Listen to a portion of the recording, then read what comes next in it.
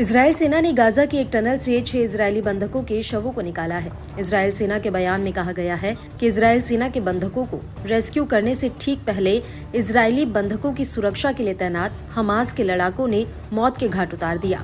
इन 6 बंधकों की जान उस समय गई जब उनको बचाने के लिए इजरायल सेना पहुंचने ही वाली थी।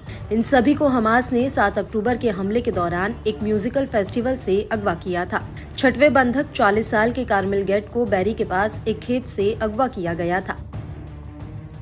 इस बीच इजरायल के बंधकों और लापता परिवारों के मंच ने रविवार को देश भर में बड़े विरोध प्रदर्शन की घोषणा की है। ये घोषणा आईडीएफ के इस दावे के बाद की गई है कि उन्हें कुछ शव मिले हैं जो बंधकों के अवशेष हो सकते हैं। शनिवार देर रात मंच ने एक बयान में कहा कि हम देश को पूरी तरह से ठप करने की कसम खाते हैं। बयान में ये भी कहा गया कि प्रधानमंत्री नेतन्याहू ने बंधकों को छोड़ दिया है।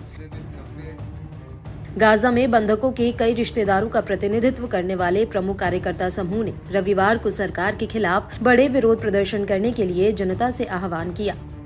मंच ने आरोपों को हवा दी है कि नेतृत्व ने बंधकों को वापस करने के लिए कोई समझौता करने में विफल रहने के कारण उन्हें कैद में मरने के लिए छोड़ दिया है। इस बीच इजरायल रक्षा बलों ने एक बयान में जनता से अनावश्यक अफवाहें न फैलाने का आह्वान किया। बयान में कहा गया कि इस समय सेना अभी भी क्षेत्र में काम कर रही है और शवों को निकालने और उनकी पहचान करने की प्रक्रिया को अंजाम दे रही है, जो कई घंटों तक चलेगी। आपको बता दें कि 7 अक्टूबर 2023 में हमास के इजरायल पर ऑपरेशन के अल-अक्सा लॉन्च करने के बाद इजरायल ने गाजा में जवाबी कार्रवाई शुरू की थी। गाजा पर आक्रमण करने से पहले इजरायली प्रधानमंत्री बेंजामिन नेतन्याहू ने कहा था कि उनकी ये कार्रवाई हमास के खात्मे और बंधकों की रिहाई के लिए है। गाजा में सेना की इस कार्रवाई में करीब 40,000 लोगों की मौत हो गई है, जबकि हमास के हमले में करीब 1200 इजरायली मारे गए थे। गाजा जंग के दौरान हुए 2 युद्ध विराम में ज्यादातर बंधकों की हमास और फिलिस्तीनी कैदियों से अदला बदली हो गई है। कुछ बंधकों को इजरायल सेना ने भी रेस्क्यू किया है, लेकिन अभी भी हमास पास दर्जनों इजरायली बंधक हैं। इजरायली सेना के प्रवक्ता ने रविवार को कहा कि हमारे उन्हें बचाने से कुछ समय पहले ही उनकी निर्मम हत्या कर दी गई। पिछले हफ्ते काहिरा में हुए बंधकों की रिहाई के लिए वार्ता नाकाम हो गई थी। उसके बाद से इजरायल गाजा में अपनी कार्रवाई तेज किए हुए है। हालांकि पोलियो के वैक्सीनेशन के लिए इजरायल सेना ने अंतर्राष्ट्रीय दबाव के बाद 3 दिन का संघर्ष विराम किया।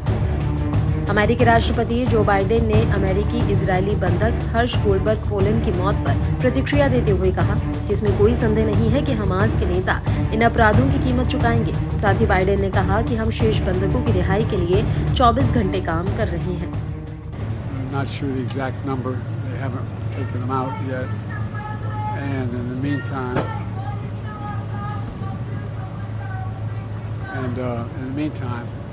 They want to identify the bodies, and there's a lot of speculation of who they are, the names.